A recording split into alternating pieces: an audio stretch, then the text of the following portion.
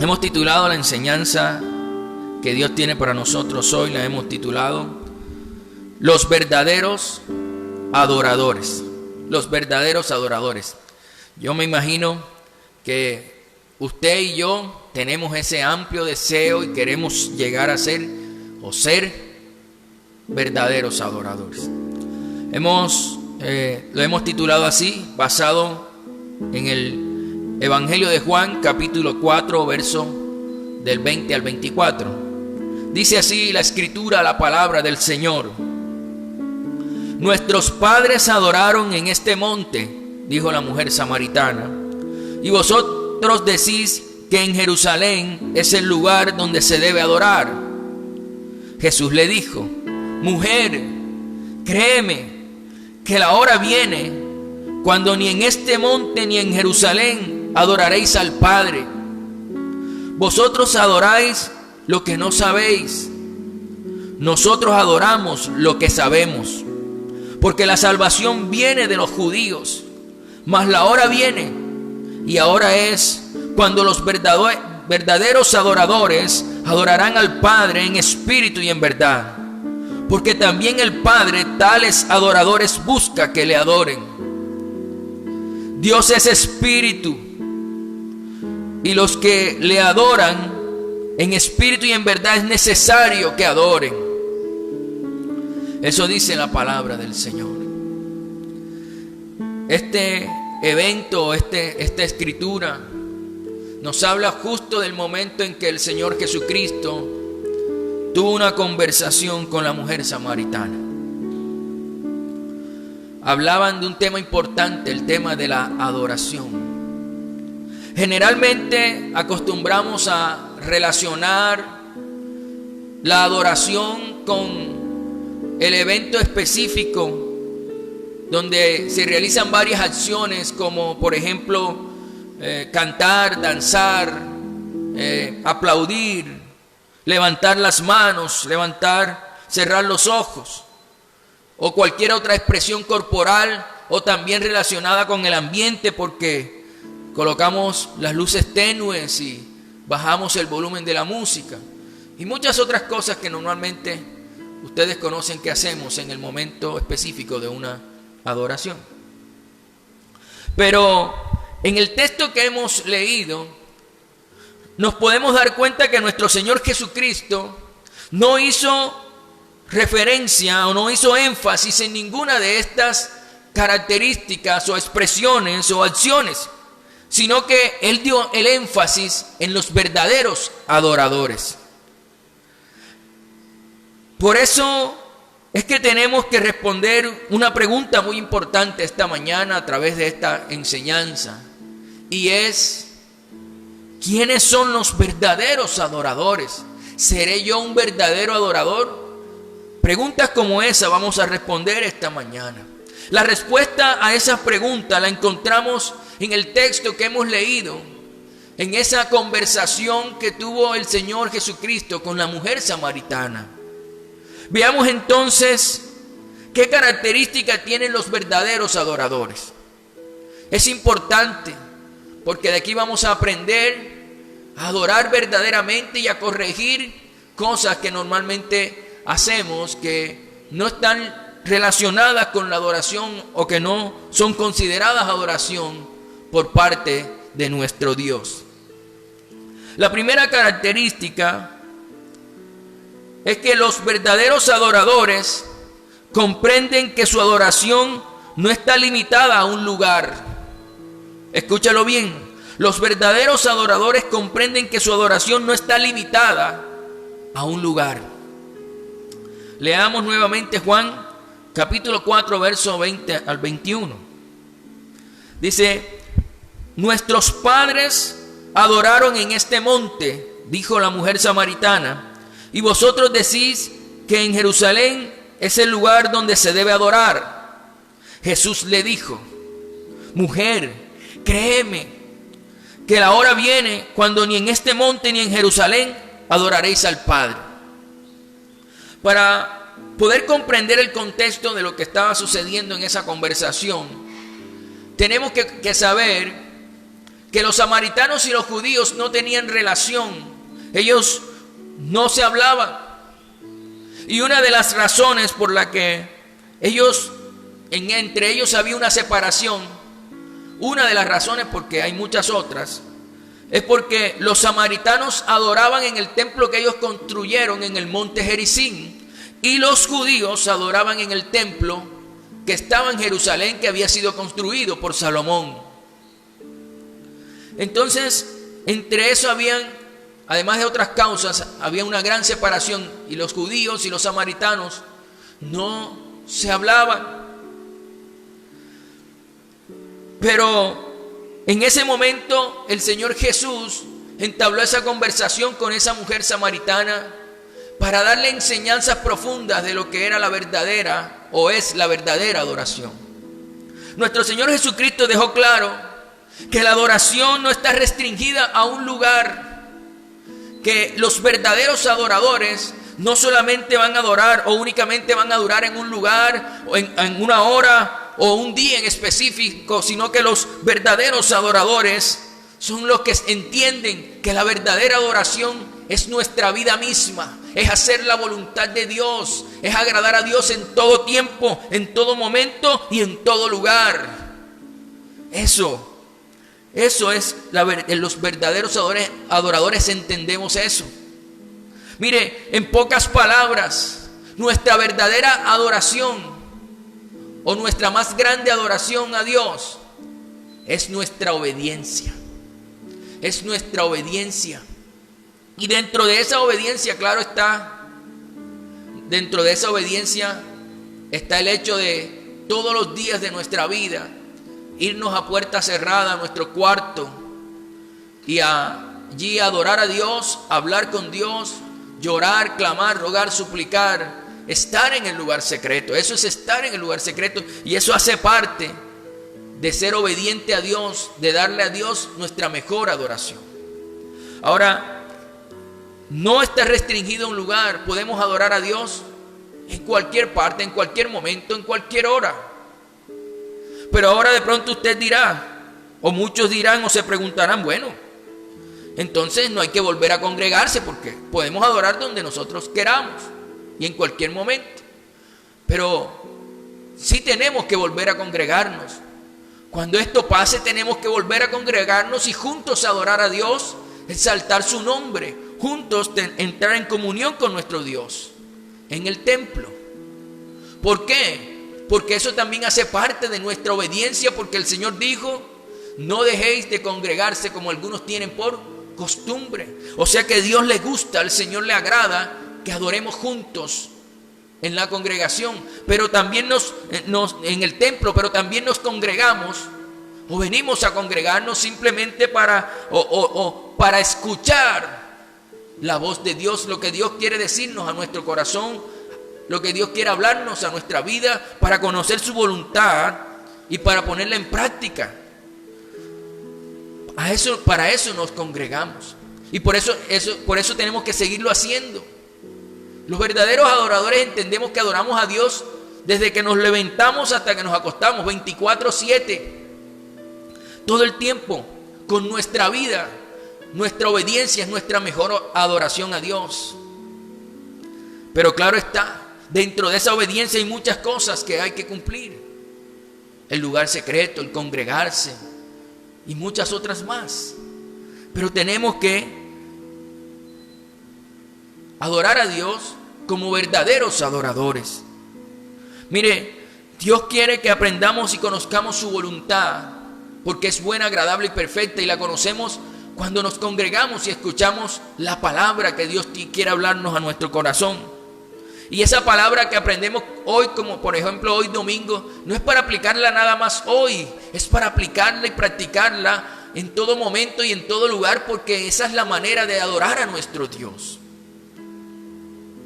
Entonces los verdaderos adoradores entienden que no solamente adoro a Dios en el templo, sino que adoro a Dios en mi casa y adoro a Dios donde vaya y donde esté, porque mientras yo esté obedeciendo a la voluntad de mi Padre, yo estoy adorando a mi Padre. Entonces la adoración, los verdaderos adoradores Su vida muestra una vida de adoración permanente a Dios, porque están en una vida de obediencia permanente. Esa es la primera característica de uno de los verdaderos adoradores que mostraba el Señor Jesucristo. La segunda característica es que los verdaderos adoradores tienen una relación con Dios, y una relación no religiosa ni tampoco intelectual, es una verdadera relación con Dios. Leamos Juan capítulo 4, verso 22. Dice la Escritura, la palabra del Señor: vosotros adoráis lo que no sabéis, le dijo Jesús a la mujer samaritana. Vosotros adoráis lo que no sabéis, nosotros adoramos lo que sabemos, porque la salvación viene de los judíos, dijo el Señor Jesucristo. El Señor dejó claro varias cosas en este pasaje. El Señor estaba diciendo que los samaritanos se adoran, pero que la adoración que ellos hacen no es una adoración que agrada a Dios, porque ellos adoran lo que no conocen. El Señor le estaba diciendo claramente: vosotros adoráis lo que no sabéis, lo que no conocen. Por eso la adoración que ellos hacían no era una adoración que agradaba a Dios. En pocas palabras, ellos hacían una adoración en la cual solamente lo que hacían era un ritual, pero no había una verdadera relación. Lastimosamente, muchas personas hoy en día dicen que adoran a Dios, pero no conocen verdaderamente a Dios, porque no tienen esa relación perfecta con Dios, de armonía, de unidad con Dios. Su adoración está enfocada en un lugar, en un método, en formas, pero no en una verdadera relación personal con el Señor Jesucristo. Adorar lo que no se conoce, escúchelo bien, adorar lo que no se conoce no es más que religiosidad. Adorar lo que no conocemos es ser religioso. Escucha lo que dice el apóstol Pablo en Hechos capítulo 17, versos 22 y 23. Dice así la Escritura. Dice: entonces Pablo, puesto en pie en medio del Areópago, dijo: varones atenienses, en todo observo que sois muy religiosos, porque pasando y mirando vuestros santuarios, hallé también un altar en el cual estaba esta inscripción: al Dios no conocido, al que vosotros adoráis, pues sin conocerle es a quien yo os anuncio. Ojo, al que vosotros adoráis, pues sin conocerle, dice Pablo. Porque ellos los atenienses tenían un lugar, eran muy idólatras y tenían muchos dioses. Y entre esos tenían un altar para el Dios no conocido. Y ellos lo adoraban aunque no lo conocían. Y por eso Pablo les dice: ustedes son muy religiosos, porque ustedes adoran lo que no conocen. El Señor también dejó claro, mire, que los judíos conocían las Escrituras. Los judíos conocían las Escrituras. Y ellos sabían que el Salvador vendría de los judíos. Por eso Jesús les dijo: la salvación viene de los judíos. Los judíos sabían eso, que la salvación venía a través de ellos. Pero cuando Jesús vino a la tierra, cuando Jesús pisó Jerusalén, cuando Jesús pisó el pueblo de Israel, no lo reconocieron. No lo reconocieron. Es decir, que los judíos tenían bastante conocimiento de las Escrituras, pero no conocían al Dios de las Escrituras. Y mire, así hay muchos cristianos hoy en día. Muchos cristianos que tienen mucho conocimiento de las Escrituras, de la Biblia, mucho conocimiento teológico, escatológico, mucho conocimiento doctrinal, pero no conocen verdaderamente a nuestro Dios, pero no conocen verdaderamente a Dios. Por lo tanto, no pueden ser verdaderos adoradores, porque no podemos adorar lo que no conocemos. Los verdaderos adoradores tienen una relación o tenemos una relación personal con nuestro Dios.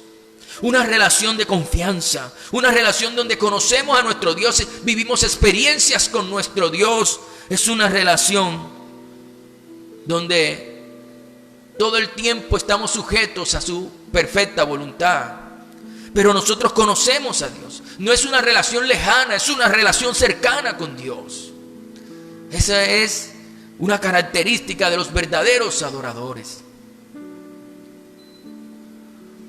Entonces, es importante que entendamos que adorar a Dios no es un ritual. Y que entendamos que adorar a Dios no es conocer, no es una relación intelectual donde yo sé, lo entre más conozca yo de lo que dice la Escritura, entonces mejor relación tengo con Dios. No, es una armonía. Es una armonía donde tienes que tener una relación estrecha con Dios a través de la oración, conocer las Escrituras para conocer a tu Dios. Pero tienes que vivir experiencias con tu Dios. Tienes que entender que los verdaderos adoradores, su adoración está basada en conocer a su Dios. En conocer a su Dios y tener una relación especial con su Dios. No una relación distante, sino una relación cercana. Los verdaderos adoradores tienen una relación cercana con Dios. Bien, la tercera característica, muy importante también, es que los verdaderos adoradores son espirituales.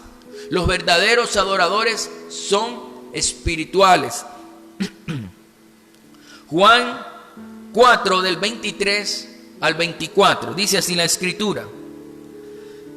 Le dijo Jesús: mas la hora viene, y ahora es, cuando los verdaderos adoradores adorarán al Padre en espíritu y en verdad. Porque también el Padre tales adoradores busca que le adoren. Dios es espíritu, y los que le adoran en espíritu y en verdad es necesario que adoren.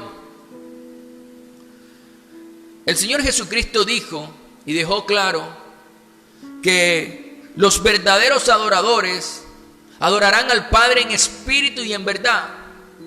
Eso significa que los verdaderos adoradores agradarán más al Padre cuando sean personas espirituales. Espirituales, porque Dios es espíritu. Y por eso requiere que nuestra adoración sea en espíritu y en verdad. Ahora, ¿qué significa ser una persona o un cristiano espiritual? Generalmente estas dos cosas las confundimos. Confundimos una persona espiritual con una persona que aparenta ser espiritual. Porque el que aparenta ser espiritual tiene acciones, tiene actitudes y palabras que lo hacen parecer espiritual, pero no lo es. Mire, debemos tener claro algo muy importante esta mañana. Lo espiritual no se aparenta.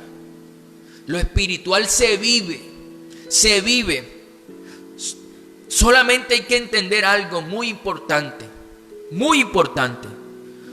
Donde hay esencia, hay perfume. Donde hay esencia, hay perfume. Mire, usted tiene que entender que si el Espíritu Santo no está en usted, de usted no va a salir un perfume. Porque la esencia es Él. Usted tiene su cuerpo que es como un tarrito de esos de perfume. Sus pensamientos, emociones y voluntad son ese líquido. No sé si algunos han ido a comprar algún perfume a esos lugares donde preparan el perfume, ¿verdad? Donde no te lo venden ya hecho de una marca establecida, sino que ellos te preparan el perfume que tú escojas. Ellos tienen un tarrito. En ese tarrito echan un líquido claro, casi que inoloro, y después le echan la esencia que tú escoges. Y cuando lo mezclan y hay una unidad completa, entonces hay un perfume. Nuestra vida espiritual es como esa. El tarrito es nuestro cuerpo. El agua clarita, casi inolora, son nuestros pensamientos, nuestras emociones y nuestra voluntad. Y la esencia que le echan para formar el perfume es el Espíritu Santo. Si no le echan la esencia, no hay perfume. La esencia es Él. Si echan la esencia y esa esencia con ese líquido se vuelven uno solo, es decir, que el Espíritu Santo toma control de nuestras emociones, de nuestra voluntad, de nuestros pensamientos, entonces va a haber un perfume extraordinario producido por el Espíritu Santo. Donde no hay esencia, no hay perfume. Un cristiano espiritual o una persona espiritual es alguien que es guiado por el Espíritu Santo. Mire, una persona espiritual, usted se pone a hablar con ella y no empieza a aparentar con palabras fingidas o palabras aprendidas. Es simplemente que eso le nace de su corazón, de su vida. Y uno siente, cuando esa persona habla, uno siente que el Espíritu Santo está con ella. Porque uno siente al Espíritu Santo y uno dice, esta persona es espiritual. Dios está con ella, con esa persona. Porque se siente el aroma del Espíritu Santo. Leamos Romanos capítulo 8, verso 14. Porque todos los que son guiados, dice la Escritura, por el Espíritu de Dios, estos son hijos de Dios. Y en Gálatas 5:16 sigue diciendo la palabra del Señor. Digo pues, andad en el Espíritu, está en mayúscula, por lo tanto se refiere al Espíritu Santo. Andad en el Espíritu Santo y no satisfagáis los deseos de la carne. Las personas que son espirituales son guiados por el Espíritu de Dios. Y además de ser guiados por el Espíritu de Dios, andan en el Espíritu. Es decir, que no satisfacen los deseos de su carne, sino por el contrario, están luchando por no darle cabida a esos deseos en su vida, a esos deseos de su naturaleza pecaminosa, a esos deseos que antes hacían pero que son pecados, pero que ahora han decidido no hacerlo por amor a Dios. Entonces luchan para no pecar y para agradar a Dios. Luchan siendo guiados por el Espíritu Santo. No solamente luchan en su fuerza, sino con el poder del Espíritu Santo para no pecar, para no desagradar a Dios. Entonces una persona espiritual tiene estas características, es guiado por el Espíritu Santo, pero también anda en el Espíritu. Y andar en el Espíritu no es más que nuestras decisiones, nuestras acciones, nuestras prioridades estén en sintonía con la palabra de Dios y con la voluntad de Dios. Es importante que a diario, como verdaderos adoradores, andemos en el Espíritu.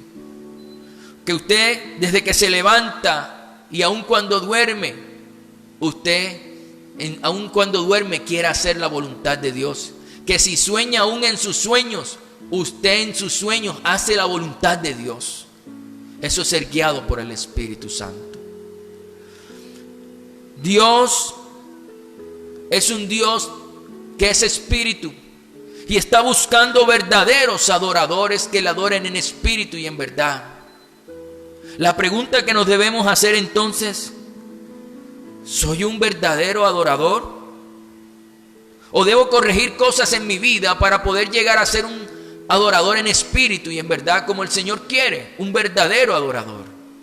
Si es así, si hay que corregir cosas en nuestra vida, no debemos darle largas, no debemos dejar que pase el tiempo para corregirlos. Hay que corregirlos inmediatamente y empezar a ser verdaderos adoradores en espíritu y en verdad, porque Dios está buscando tales adoradores.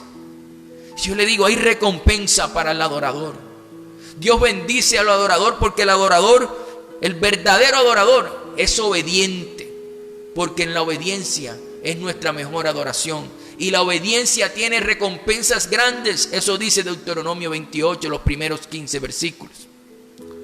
Entonces tenemos que entender que el Señor está buscando verdaderos adoradores. Adoradores que tengan estas tres características. ¿Cuáles son las tres características? Repitámoslas para que nos queden grabadas en nuestra mente, en nuestro corazón y en nuestra vida. Los verdaderos adoradores comprenden que su adoración no está limitada a un lugar. Es en todas partes, es en todo lugar, en todo momento. Pero no hay que descuidar el tiempo en la congregación y el tiempo en el lugar secreto. Eso hace parte de la obediencia. Los verdaderos adoradores tienen una verdadera relación con Dios. Una relación íntima, secreta con Dios. No es una relación religiosa donde no conocen a su Dios. No es una relación intelectual de solo escritura, sino es una relación verdadera e íntima con Dios, personal con Dios. Y los verdaderos adoradores son espirituales. Se dejan guiar por el Espíritu de Dios. Disfrutan estar con el Espíritu de Dios. Se deleitan con el Espíritu de Dios. Estas tres características no deben faltar en nosotros, porque el Señor Jesucristo se tomó el tiempo de hablar con la mujer samaritana para explicarle eso a ella, pero para darle la enseñanza al mundo entero de estas tres cosas. Tenemos que entender que Dios nos está buscando. Dios está buscando en nosotros que salga de nosotros una verdadera adoración todos los días de nuestra vida. Que 24 horas al día, 7 días a la semana, estemos adorando a nuestro Dios con nuestra obediencia. Yo los invito allí en su casa que usted ore conmigo y le pida a Dios que lo haga, que lo convierta en un verdadero adorador. Como hoy vamos a tener la cena del Señor, no quise extender el mensaje para poder también practicar la cena, hacer lo que el Señor nos dijo que hiciéramos. Entonces yo le invito a orar allí por lo que el Señor habló a nuestro corazón esta mañana, y para que usted renueve sus prácticas de adoración a Dios, que sean 24 horas al día, 7 días a la semana, 365 días al año, de obediencia a Dios, de obediencia a nuestro Padre Celestial. Vamos a hablar con Dios. Padre, en esta mañana te damos gracias por tu palabra. Gracias por ese encuentro maravilloso que tuviste con la mujer samaritana. Gracias porque le enseñaste cosas extraordinarias que hoy también son enseñadas a nosotros, y que la vamos a tomar muy en cuenta para mejorar nuestra adoración, y porque queremos ser verdaderos adoradores como el Padre los está buscando. Padre, hoy entendemos y tenemos claro que la adoración que tú buscas no se limita a un lugar. Tú esperas que te adoremos en todo lugar, en todo momento y en todo tiempo y todos los días. No tiene que ser un día específico, tú quieres que todos los días estemos contigo en adoración. Es entender que en mi casa yo debo buscarte, que en el trabajo yo debo buscarte, que donde esté debo sacar mi tiempo para agradecerte, para adorarte. En mi trabajo soy honesto, en mi trabajo hago tu voluntad, en mis labores hago tu voluntad para adorarte en mi trabajo. En todas las cosas que haga, actúo con obediencia a tu palabra y a tu voluntad para mostrarte una verdadera adoración a ti. Y en el lugar secreto saco mi tiempo para estar contigo, porque entiendo, Señor, que los verdaderos adoradores tienen una verdadera relación contigo. No es una relación distante. Por eso te pido perdón si he estado distante, si he tenido una relación contigo religiosa, una relación de repetir oraciones, una relación donde me siento tan lejos, que lo hago por obligación, que la oración la hago forzosa. Perdóname si he tenido una relación contigo, una relación intelectual donde pienso que lo más importante es el conocimiento de tu palabra, y me olvido de tener una relación personal contigo. Ayúdame a tener una relación integral donde yo disfruto mi tiempo de oración contigo, de vivir experiencias contigo, de leer tu palabra y conocerte. Que sea integral y no una relación religiosa o una relación intelectual. Ayúdame a conocerte, Señor. Yo quiero conocerte más, porque no puedo adorar lo que no conozco. Eso es religiosidad. Ayúdanos, Señor, en el nombre de Jesucristo, a conocerte más profundamente, a vivir experiencias diarias contigo, en el nombre de Jesús.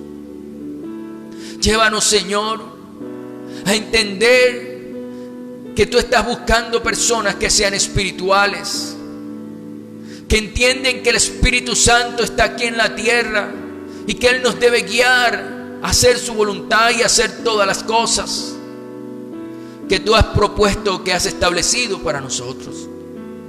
Señor, en el nombre de Jesús, llévanos a conocer más a tu Espíritu Santo.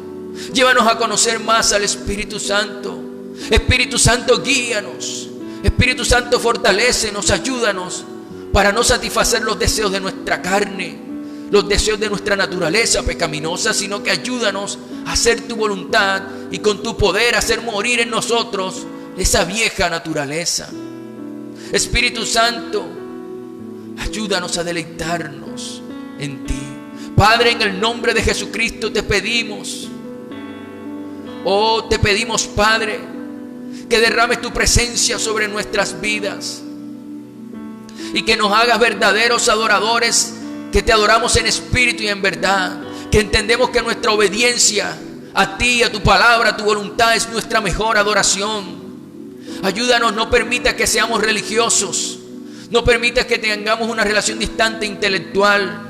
Hoy en el nombre de Jesús atamos todo espíritu de religiosidad y en el nombre de Jesús lo echamos fuera de nuestra vida, en el nombre de Jesucristo. Y te pedimos, Señor, llévanos a tener una relación completamente profunda contigo, una relación personal, una relación cercana, una relación de padre e hijo, en el nombre de Jesús. Gracias, Señor. Ayúdanos a anular de nuestra vida todas esas prácticas religiosas que no te agradan, en el nombre de Jesús.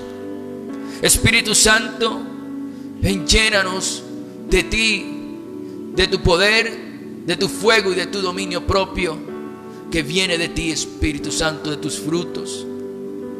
Gracias, Señor, por esta palabra y por esta mañana que nos permites aprender, conocer y avanzar, en el nombre de Jesús.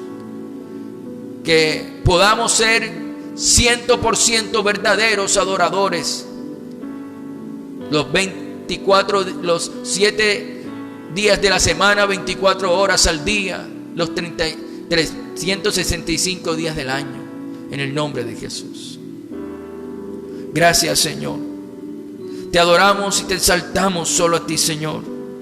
Te damos a ti toda la gloria, en el nombre de Jesús. Amén. Entremos ahorita a la cena del Señor. Yo espero que ya esté preparado y tenga a su mano un poco de vino o un poco de jugo de uva y un pedazo de pan, preferiblemente sin levadura, pero si no tiene sin levadura, pues el que tenga a la mano. Dice la palabra del Señor en 1 de Corintios 11:27 al 32, dice la Escritura: de manera que cualquiera que comiere de este pan o bebiere de esta copa del Señor indignamente, será culpado del cuerpo y de la sangre del Señor. Por tanto, pruébese cada uno a sí mismo, y coma así del pan y beba de la copa. Porque el que come y bebe indignamente, sin discernir el cuerpo del Señor, juicio come y bebe para sí. Por lo cual hay muchos enfermos y debilitados entre ustedes, y muchos duermen. Si pues nos examinásemos a nosotros mismos, no seríamos juzgados. Mas siendo juzgados, somos castigados por el Señor, para que no seamos condenados con el mundo. Oremos. Padre, en esta mañana te damos gracias por este momento tan especial que nos permite celebrar la cena del Señor. Ese mandato que tú nos diste que hiciéramos en memoria tuya. Hoy queremos hacerlo, queremos practicarlo, pero queremos hacerlo dignamente, sin equivocarnos, para no sufrir las consecuencias de tomar la cena indignamente, para no sufrir las consecuencias de una enfermedad o de estar debilitados o de aún de morir por tomar la cena indignamente, sin discernir el cuerpo de Cristo. Hoy por eso, Señor, en el nombre de Jesús, te pedimos perdón por nuestros pecados. Padre, en el nombre de Jesucristo, confesamos nuestro pecado como dice la Escritura, que si confesamos nuestros pecados, tú eres fiel y justo para perdonar nuestro pecado y limpiarnos de toda maldad. Pero también tú dices en tu palabra, el que confesare su pecado y se aparta de él alcanzará misericordia. Por eso hoy te pedimos perdón por nuestros pecados. Límpianos con tu sangre preciosa. Perdona nuestros malos pensamientos, nuestras malas actitudes, las palabras soeces, las palabras engañosas, la mentira, el enojo, la rabia que hemos cogido y que hemos maltratado, herido y dañado a otras personas. Hoy te pedimos perdón por esos pecados. Hoy te pedimos perdón por los pecados de fornicación, de adulterio, de lujuria. Hoy te pedimos perdón por el pecado de altivez, de arrogancia, de soberbia, de avaricia, de codicia, de corrupción. Hoy te pedimos perdón por los pecados de nuestros ojos, por los pecados de nuestra mente, en el nombre de Jesús. Perdónanos, Padre. Límpianos con tu sangre preciosa, Señor Jesús. Como dice la Escritura, tú perdonas nuestros pecados y nos limpias de toda maldad. Límpianos de toda maldad en el nombre de Jesús. Padre, recibimos tu perdón en el nombre de Jesús. Pero también tomamos la decisión de perdonar a aquellos que nos hirieron. Y te pedimos, Señor, que sanes el corazón de aquellos a los cuales nosotros herimos con nuestras palabras, con nuestras actitudes, con nuestras acciones. Ayúdanos a restablecer la relación con ellos y a restaurar o resarcir nuestros errores.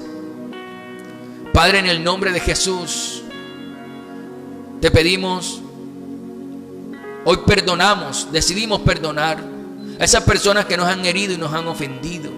Esas personas que han maltratado nuestra vida con sus palabras, con sus acciones, con sus difamaciones, con sus malas actitudes hacia nosotros. Hoy tomamos la decisión de perdonarlos. Y usted ahí en su casa que está participando de este momento tan especial, yo le digo perdone. Saque de su corazón todo rencor y todo odio y perdone. Hoy perdonamos en el nombre de Jesús. Y diga el nombre de la persona. Hoy perdono a Pedro en el nombre de Jesús. Porque Pedro me hizo sentir mal, porque Pedro me maltrató, me hirió con sus palabras, porque Pedro me ofendió, me robó, me hirió, porque Pedro abusó de mí. Tiene usted que decir allí qué hizo Pedro con su vida. Y también cómo le hizo sentir, dígale al Señor, y me sentí de esta manera cuando Pedro me humilló, me ultrajó. Pero yo hoy tomo la decisión de perdonarlo. Yo hoy tomo la decisión de perdonarlo y de cubrir su pecado. Yo hoy tomo la decisión de perdonar porque mi hermano pecó contra mí. Yo lo perdono en el nombre de Jesús. Yo hoy decido perdonarlo. Yo hoy tomo la decisión de obedecer el mandamiento de perdonar los unos a los otros. Yo hoy perdono a Pedro o a María o a Juan, al que usted tenga que perdonar, pero perdone. Que no se acabe este servicio sin que usted perdone. Y hoy perdonamos en el nombre de Jesús. Suelto de mi corazón toda angustia, toda rabia, todo enojo hacia esa persona, la suelto de mi corazón y recibo el perdón y doy el perdón en el nombre de Jesús. Padre, Gracias por tu palabra, por lo que nos enseñas. Hoy en el nombre de Jesús hacemos esto porque queremos tomar la cena dignamente. No queremos sufrir las consecuencias de tomar la cena indignamente. Gracias, Señor.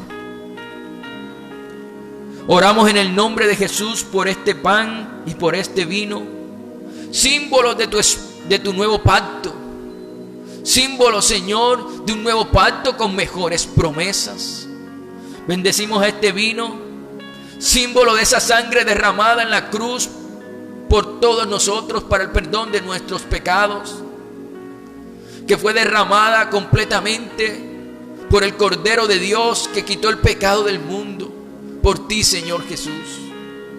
Hoy bendecimos este vino en el nombre de Cristo y bendecimos este pan, símbolo del cuerpo, de ese cuerpo que fue golpeado, maltratado, azotado y crucificado.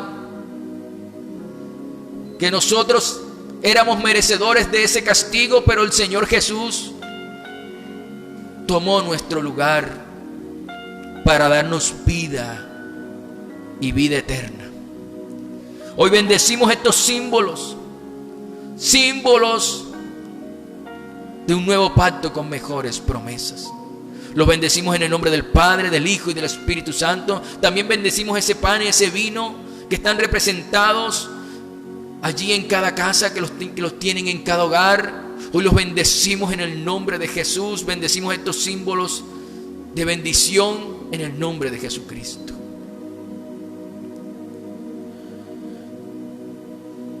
En el nombre de Jesús. Amén. Dice la palabra del Señor. Dice: porque yo recibí del Señor lo que también os he enseñado, dijo el apóstol Pablo, que el Señor Jesús, la noche que fue entregado, tomó pan y habiendo dado gracias, lo partió y dijo: tomad, comed, esto es mi cuerpo, que por vosotros es partido, porque literalmente fue crucificado, partido ese cuerpo. Haced esto en memoria de mí. Tenga a la mano el pan, símbolo del cuerpo de nuestro Señor. Comed todos el pan.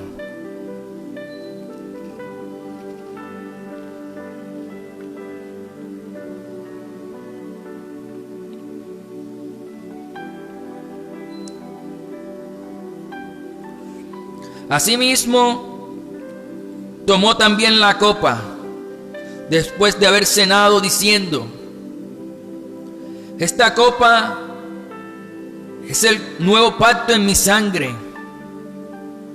Haced esto todas las veces que la bebieres en memoria de mí.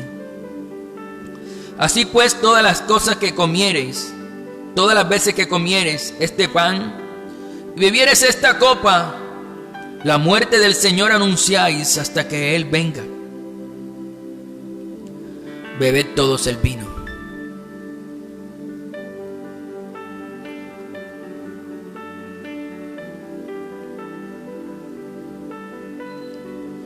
Y oramos. Señor, te damos gracias por permitirnos participar de la cena del Señor.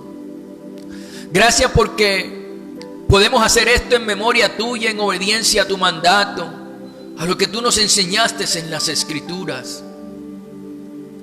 En esta mañana te damos gracias, Señor Jesús, porque aunque tú mostraste en Getsemaní que como ser humano, porque tú eras ser humano y ser divino, en ese momento tú decías: Padre, si a ti todo te es posible, pasa de mí esta copa, pero que no se haga lo que yo digo, sino lo que tú. Tal vez tú Tú querías enfrentar eso tan fuerte que tenías que enfrentar, Señor Jesús. Pero en obediencia, en Getsemaní aprendiste a obedecer, y en obediencia, Señor, dice la Escritura, que hiciste y fuiste a morir en la cruz por nosotros, en nuestro lugar. Fuiste azotado, maltratado, herido, molido por nuestras rebeliones. Gracias, Señor Jesucristo. Gracias por morir en la cruz por nosotros. Gracias por derramar toda esa sangre por nosotros. Aún el agua de tu cuerpo salió por nosotros. Gracias porque el que debió estar en esa cruz fuimos nosotros. Que debería estar éramos nosotros. Pero tú tomaste nuestro lugar para darnos vida. Gracias por morir por nosotros, Señor Jesucristo.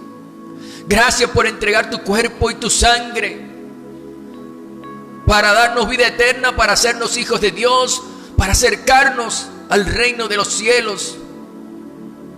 Gracias, Señor Jesucristo, porque esa muerte en la cruz nos trasladó del reino de las tinieblas al reino de la luz, a tu reino, Cristo.